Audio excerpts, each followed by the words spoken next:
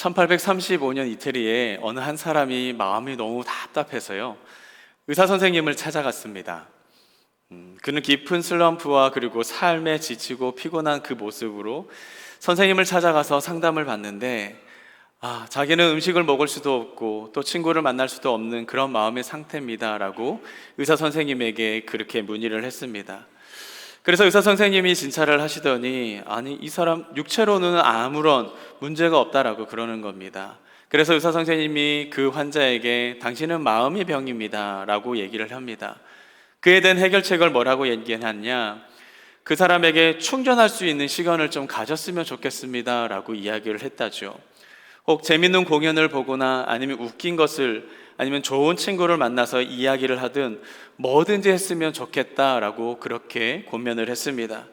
그러면서 하는 말이 뭐였냐, 이 동네에 그리말디라고 하는 유명한 서커스 공연한 사람이 있는데 거기에서 그 공연을 보면 당신은 분명히 충전이 될 수 있을 거예요 라고 얘기를 했습니다.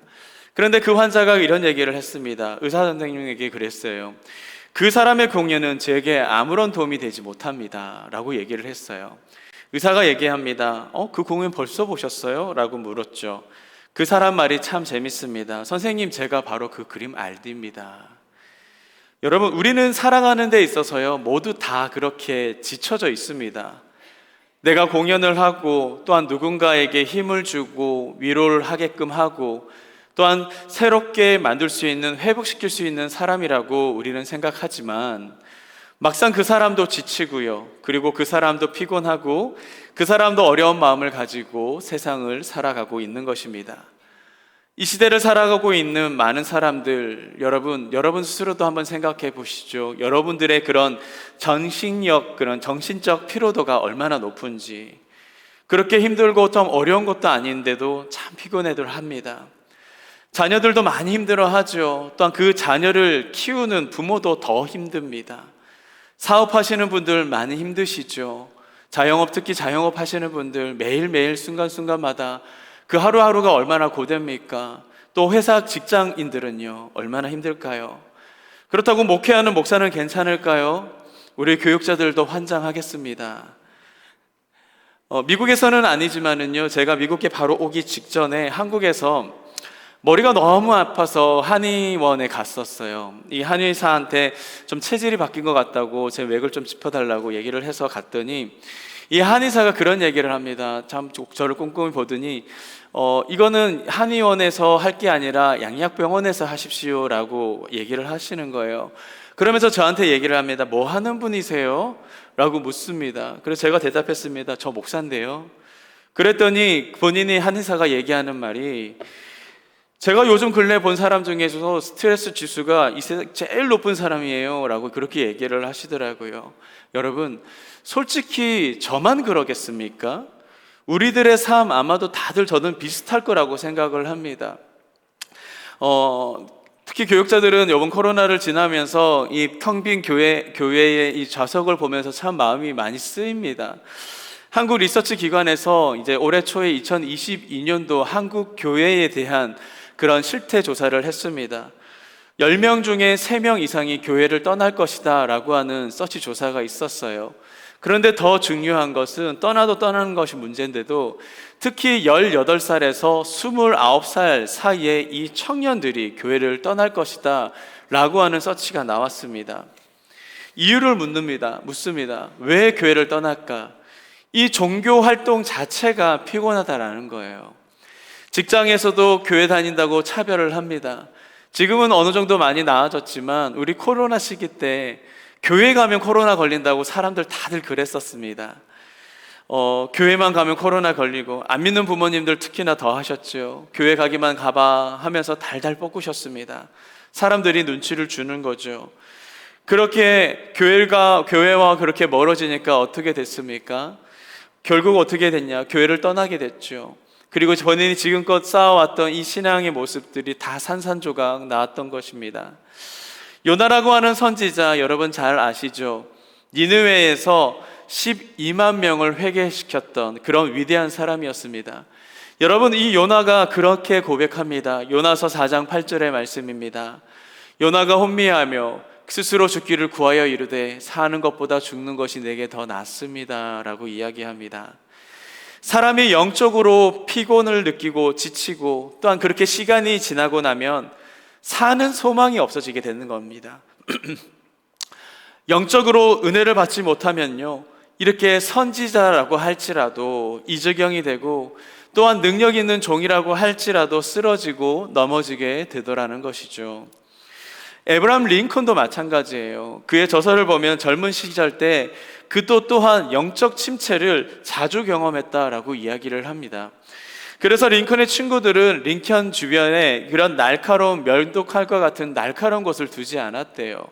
혹시나 해서요, 손목 그을까봐. 링컨은 그 순간 때마다 그렇게 기록을 했습니다. 나는 살아있는 사람들 중에서 가장 비참합니다. 앞으로도 나아질 것이라는 전망도 내게 보이지 않습니다 라고 하는 이야기를 했습니다. 죽고 싶습니다 라는 이야기를 했습니다. 사랑하는 여러분, 내 속에 이렇게 영적인 지침과 그리고 피곤과 침체가 오면은 우리 또한 이르지경이 되는 겁니다. 오늘 성경에도 너무나도 지친 사람 한 사람이 등장을 합니다. 누구입니까? 바로 엘리야라고 하는 사람. 여러분, 그는 엄청난 능력의 소유자 아니었습니까? 한 번의 기도로 그는 하늘의 문을 열었다가 닫았다 하던 그런 사람이었습니다. 그랬던 그 또한 열왕기상 19장 4절에 참 재밌는 고백을 하죠.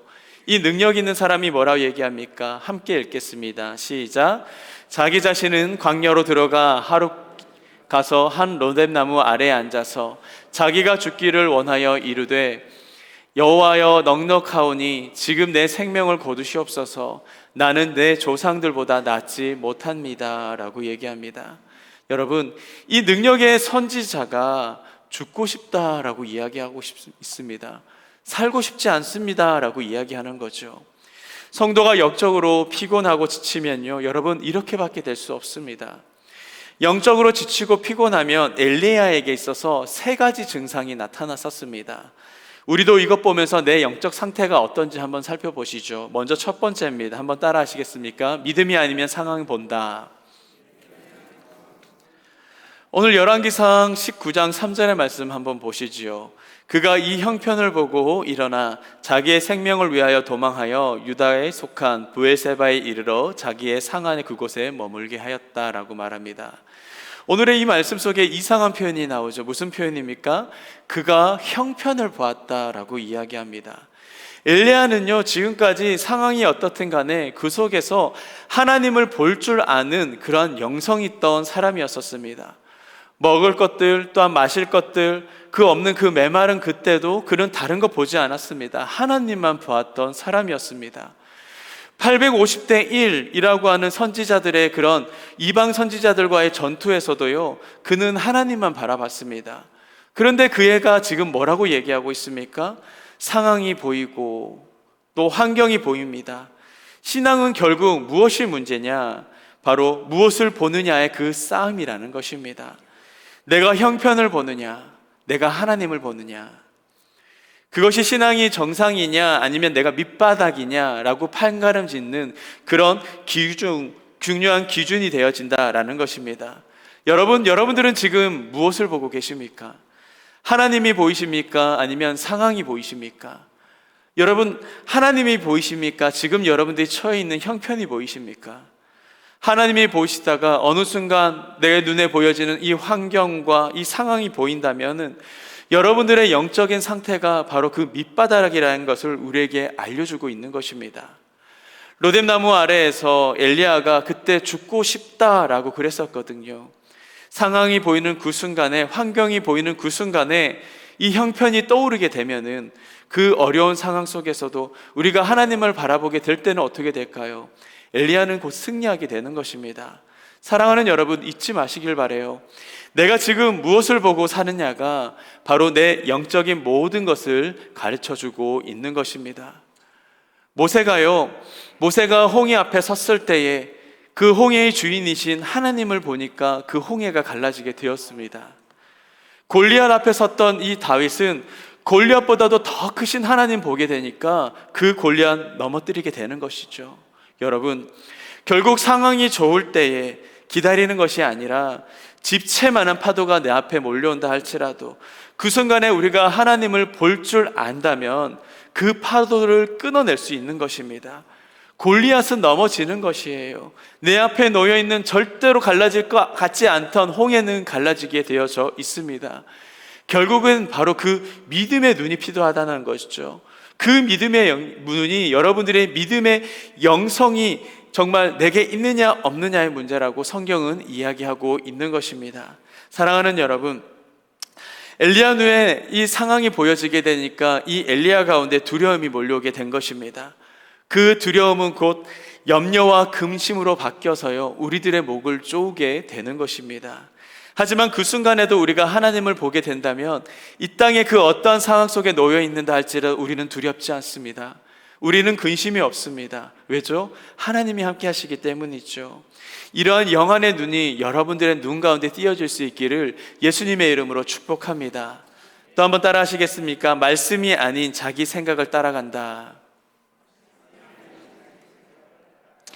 19절 4절 말씀에 이렇게 또 도전합니다. 제가 읽어드리는 것은 예전 버전입니다. 옛날 버전이요. 제가 읽어드릴게요. 스스로 광야로 들어가 하룻길을 행하고 한 로뎀나무 아래에 앉아서 죽기를 구하여 가로되 여호와여 넉넉하오니 지금 내 생명을 취하옵소서. 나는 내 열조보다 낫지 못하니이다. 엘리야는요, 지금까지 하나님의 말씀으로 움직였던 그런 사역자였습니다. 열왕기상 17장, 18장 우리 읽지는 않았지만 이 정장들을 보면은 엘리야가 장소를 옮길 때마다 어때요? 그레시네가에서도, 그리고 사브랏 과부집에서도, 갈멜산에서도 장소를 옮길 때마다도 공통적으로 나온 반복되어진 단어가 있습니다. 어떤 단어냐? 여호와의 말씀이 엘리야에게 임하여 이르시되, 여호와의 말씀이 엘리야에게 임하여 이르시되라고 하는 말씀이 6번이나 성경에는 반복하고 있습니다. 엘리야는 이렇게 말씀으로 움직일 줄 알던 사람이었고요, 그리고 말씀 따라서 살아갔던 사람이라고 이야기할 수 있겠죠. 사랑하는 여러분, 엘리야가 영적으로 정상적일 때 하나님의 그 말씀을 내 생각과 그리고 내 경험보다도 더 중요하게 여겼던 그런 사람이었던 겁니다. 그런데 그가 영적으로 밑바닥이 되었죠. 침체가 왔습니다. 지칩니다. 피곤합니다. 어떤 상황이 되었다라는 겁니까? 말씀이 들리긴 들리지만 이 말씀은 나에게 아무런 소용이 없습니다. 그냥 액세서리에 불과한 거죠. 내 생각과 내 경험이 말씀을 주도하고 앞지르면은요, 내 마음대로 살고 싶은 생각이 들게 되는 겁니다. 사랑하는 여러분, 우리는 스스로 광야에 그렇게 뛰어들어가는 사람들이 아닙니다. 우리는 하나님의 말씀을 따라서 움직일 줄 알고 또 하나님의 말씀을 따라서 살아갈 줄 아는 사람이어야 되는 줄 여러분 믿을 수 있기를 바랍니다. 하나님의 말씀은요, 여러분 액세서리 아니에요. 그냥 읽고 읽는, 빨리 읽은, 속독하는 그냥 재밌는 책이 아니라는 것이죠. 그건 성도라고 말할 수가 없는 것입니다. 그냥 종교인입니다. 신앙인이라고 얘기할 수 없는 거죠. 그냥 교회에 왔다 갔다 하는 그런 사람. 여러분, 여러분들의 영적인 상태는 어떠신지요? 여러분들은 하나님의 그 말씀에 의하여서 오늘도 내일도 어제도 그렇게 움직이고 계십니까? 여전히 그 말씀이 뭐라고 말씀하든 상관없이 그냥 그렇게 숨쉬고 그냥 스스로 내가 먹고 살고 그 삶을 여전히 여러분들이 그렇게 살아가고 계십니까? 저는 오늘도 여러분들이 영적으로 회복될 수 있기를 예수님의 이름으로 축복합니다. 그 말씀이 여러분 삶 가운데 능력으로 나타날 수 있기를 예수님의 이름으로 축복합니다. 세 번째 따라 하시겠습니다. 영적으로 지치고 피곤하면 엘리야가 나타났던 증상 세 번째입니다. 사명이 아닌 생존을 위해 산다. 열왕기상 19장 3절의 말씀 다시 한번 읽겠습니다. 우리 다 같이 한번 읽어보겠습니다. 시작. 그가 이 형편을 보고 일어나 자기의 생명을 위하여 도망하여 유다에 속한 브엘세바에 이르러 자기의 사환을 그곳에 머물게 하고. 자, 여기에 중요한 단어의 말씀이 나오죠. 자기의 생명을 위해서 도망쳤다라고 말씀하고 있습니다. 여러분, 엘리야는요, 지금까지 자신의 사명을 위해서 살았던 사람이었습니다. 아무리 어려워도 주님께서 주신 그 사명을 떠난 적이 없었던 그런 엘리야입니다. 그럴 때 하나님은요, 그의 생존을 책임져 주셨던 겁니다. 여러분, 이게 바로 성도의 삶의 원리죠. 방법이라는 겁니다. 우리가 이 땅을 살아가고 있는 그런 이유라는 겁니다. 마태복음 6장 33절의 말씀에 보니까 우리도 함께 찬양했잖아요. 먼저 그의 나라와 그의 의를 구하라. 그리하면 이 모든 것을 너에게 더하시리라 말씀하셨습니다. 여러분, 우리가 하나님의 일과 그 사명들을 잘 감당한다면 하나님은 이렇듯 우리의 모든 생존을 책임져 주십니다. 믿으십니까? 여러분들이 무엇을 먹을까 무엇을 마실까 염려하지 않아도 되신다라는 겁니다. 엘리야는 3년 6개월 그 가뭄 속에서 엘리야는 그 사명의 자리 떠나지 않았었습니다. 하나님은 한 번도 그를 굶기신 적 없으셨고요, 목마를 때 물 못 마시게 하신 적 없으셨습니다. 또한 850대 1의 이방 선지자들과의 전투 가운데서도 엘리야의 털끝 하나조차도 그들은 건들지 못했었습니다. 하나님께서는 이렇게 사명자, 소명자를 그렇게 지키시는 하나님이십니다. 여러분, 그렇기 때문에요, 성도는 이 사명의 자리를 지켜 생존을 책임지게 만드는 것입니다. 생존을 위해서 여러분 살아가시지 마시길 바랍니다. 사명을 위해서 살아가면서 하나님이 책임지시는 그 멋진 인생들을 정말 여러분들이 그렇게 살아낼 수 있기를 예수님의 이름으로 축복합니다. 영적으로 지치고 피곤하고 병들면 사명자들이 그의 자리에서 도망가죠. 사명? 그거 별거 아니라고 생각을 하는 겁니다. 내가 아니어도 되겠지. 내가 아니라도 다른 사람이 분명 채울 수 있을 거야. 그렇게 생각하는 겁니다. 다 도망가 버리더라고요. 지금 엘리야가 바로 그 지경 된 겁니다. 그런데 여러분 잊지 마시기 바랍니다. 하나님은 그 순간은 그를 돕지 않습니다. 사명의 자리를 지키고 끝까지 그 자리에서 하나님의 영광을 위해서 살아내는 그리스도인들이 됐을 때에 하나님께서는 그의 인생들을 책임져 그의 가정들, 자녀들을 책임져 주시는 겁니다. 생존을 주님께 맡기고요, 또한 사명의 자리 기꺼이 지켜낼 수 있는 우리 믿음의 성도님들 될 수 있기를 예수님의 이름으로 축복합니다. 여러분, 이게 남의 일 아니잖아요. 그렇죠? 지금 우리들의 영적인 상태가 그런 것 아닙니까? 하나님의 말씀이 어느 순간부터 들리지 않습니다. 상황이 보여요. 환경이 보이기 시작합니다. 이 사명이 생존보다 조금 더 작게 보이는 거죠. 우리 지난 3년 보십시오. 얼마나 많은 것들이 무너져 있습니까? 이것들 다 우리 고쳤어야 됐는데, 다시 세웠어야 되는데, 우리가 다 죽는 줄도 모르고 썩어가 주는 줄도 모르고 우리 영혼이 둔해져 버려서 그냥 그렇게 살아가고 있는 겁니다.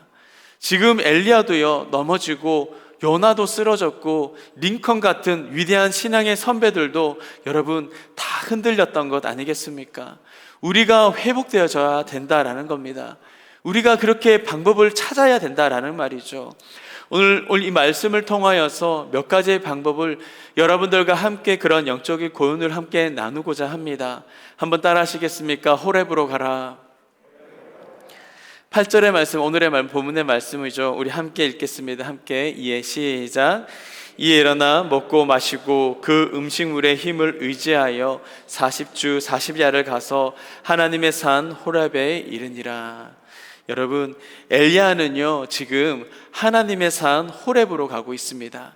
여러분, 이게 바로 인간의 본능이라고 얘기하죠. 인간이든 동물이든 간에 귀소 본능이라는 것들이 있습니다. 시간이 되면 반드시 다시 돌아가고 싶은 그런 마음이에요.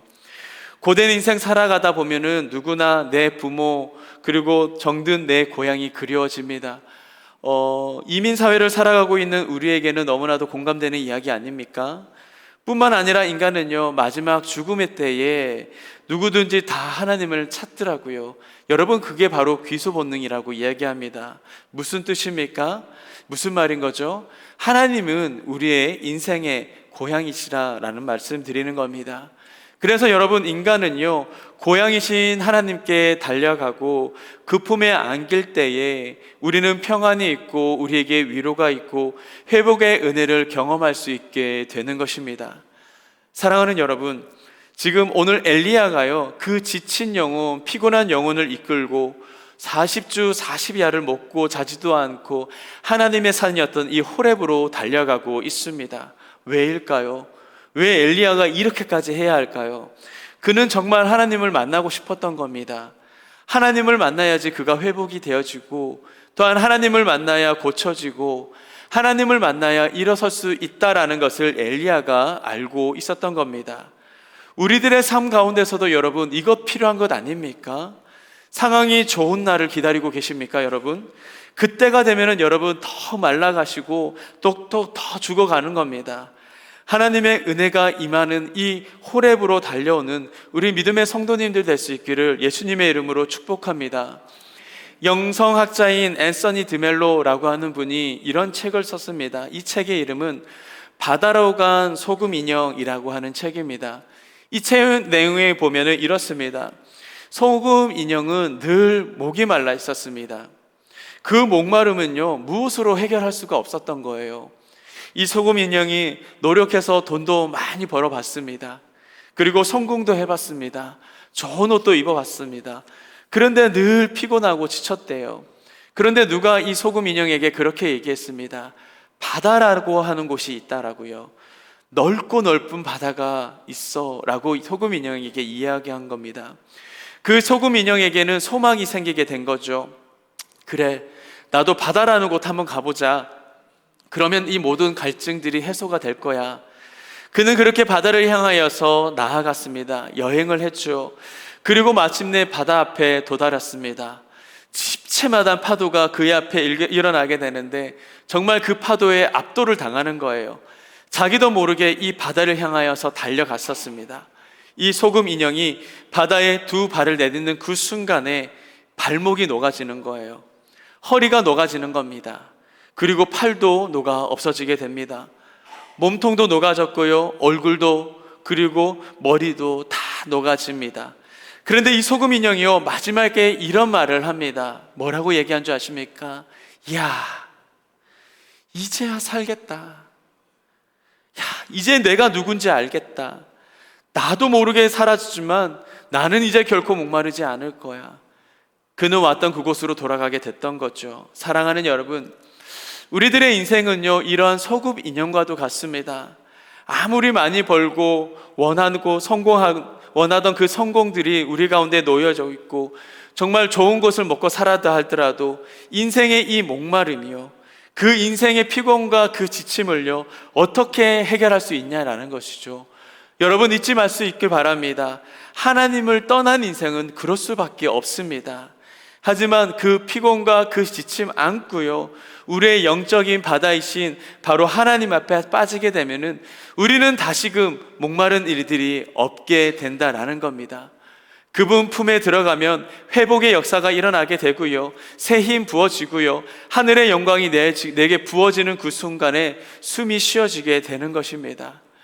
다음 주에 우리 야외 예배가 있어요. 좀 생뚱맞지만 엘리야가 찾았던 이 호렙산이 정말 다음에 그 야외 예배로 한번 생각을 해보시죠. 지치시죠? 많이 힘드시죠? 광고를 하려니까 또 이렇게라도 연결을 시켜야 됩니다. 그 호렙이 여러분 야외 예배가 될 수도 있다니까요. 오셔서 많이 함께 나누시죠. 함께 하나님께서 허락하신 평안을 누리시고 기쁨으로써 하나님 그 귀한 시간들을 가졌으면 좋겠습니다. 여러분, 하나님의 말씀 듣고 또한 하나님 말씀 만나면은요, 못 말랐던 내 영혼들이 숨 쉴 수 있고 회복되는 역사가 일어나게 되는 것입니다. 사랑하는 여러분, 하나님을 만난다라는 거 신비로운 거 아니에요. 뭐 하나님 쫙, 내 막 방언 쫙, 이거 아니라는 거예요. 하나님을 만난다라는 게 뭡니까? 9절의 말씀이죠. 엘리야가 그곳에 굴에 들어가서 거기 서서 머물더니 여호와의 말씀이 그에게 임하여 이르시되, 엘리야야, 네가 어찌하여 여기 있느냐. 하나님을 만난다라는 것, 아마도 그분의 말씀이 들려지고요, 그리고 그 믿어지고요, 그 말씀으로 또한 내가 아멘으로 순종하고 결단하게 될 때에 그것이 곧 하나님을 만나는 그 순간이라는 것입니다. 여러분, 하나님의 말씀이 아멘 되어지는 그 영광스러움이 여러분들의 삶 가운데, 가정 가운데, 그리고 자녀들 가운데, 우리 교회 가운데 임할 수 있기를 예수님의 이름으로 축복합니다. 요한복음 11장에 보면 죽은 나사로를 향하여서 예수님께서 뭐라 말씀하십니까? 나사로야, 나사로야, 나와라.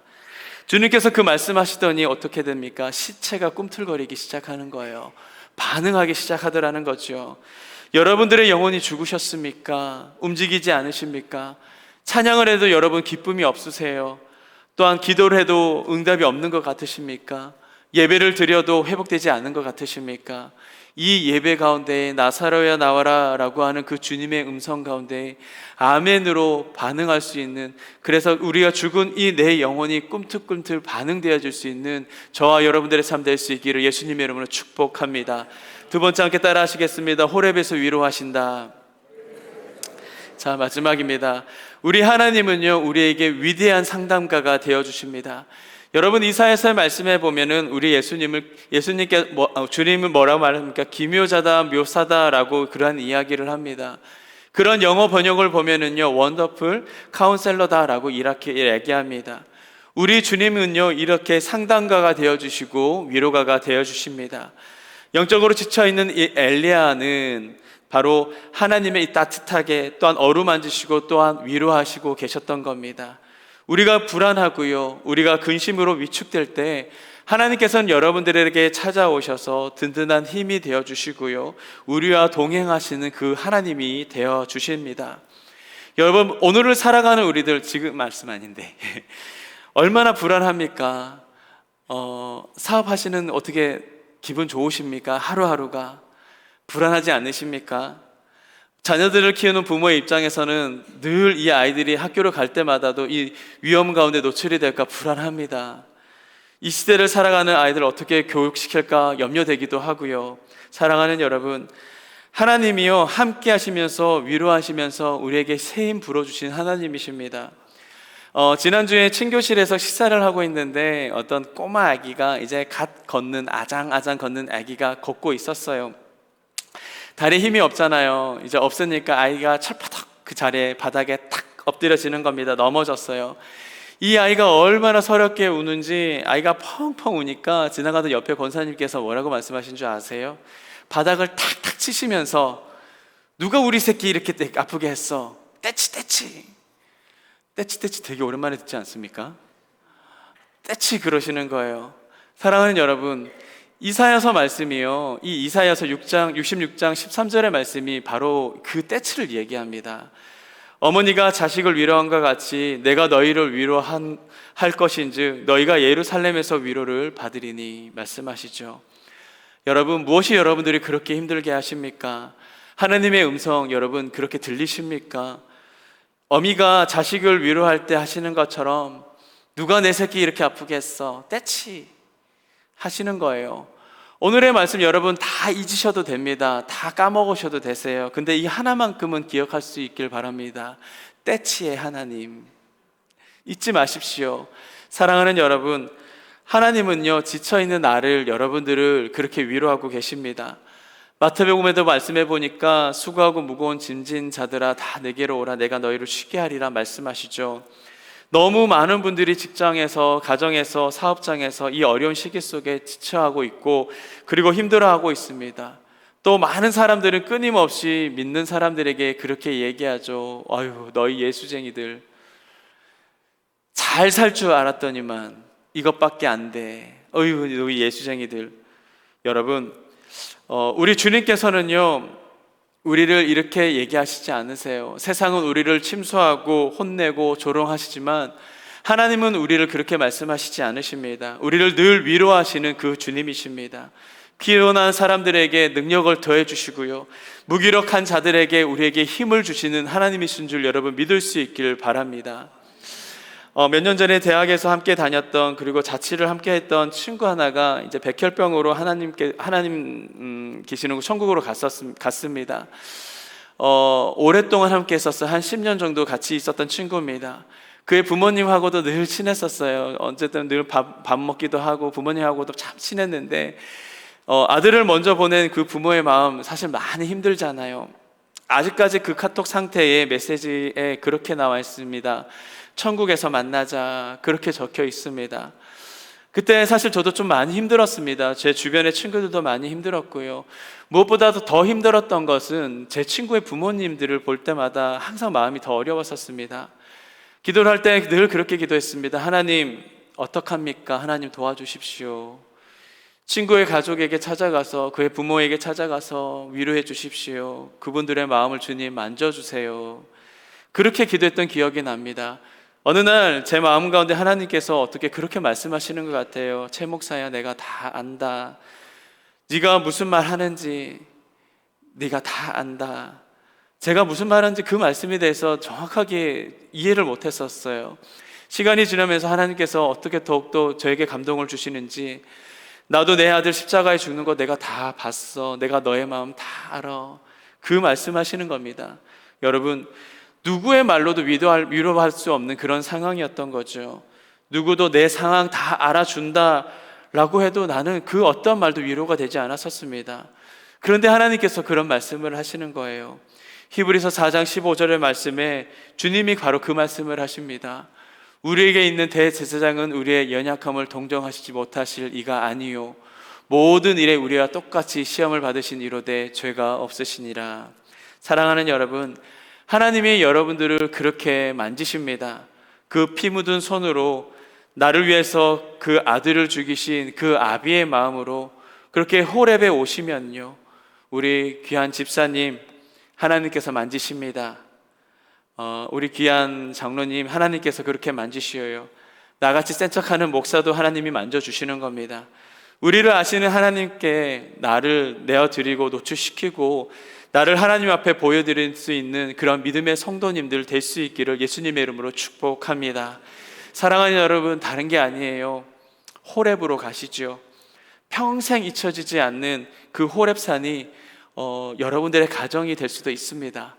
그리고 우리 교회가 될 수도 있고요, 우리가 드려지는 이 예배가 될 수도 있습니다. 우리가 예배로 돌아오게 될 때에 하나님을 경험하게 될 때 위로의 하나님께서 여러분들을 만져주십니다. 우리가 드려지는 이 예배의 이 공간 가운데에 더욱더 하나님께서 우리와 함께 하시고 더욱더 하나님을 경험할 수 있는 그 호렙을 경험할 수 있는 여러분들의 삶이 될 수 있기를 바랍니다.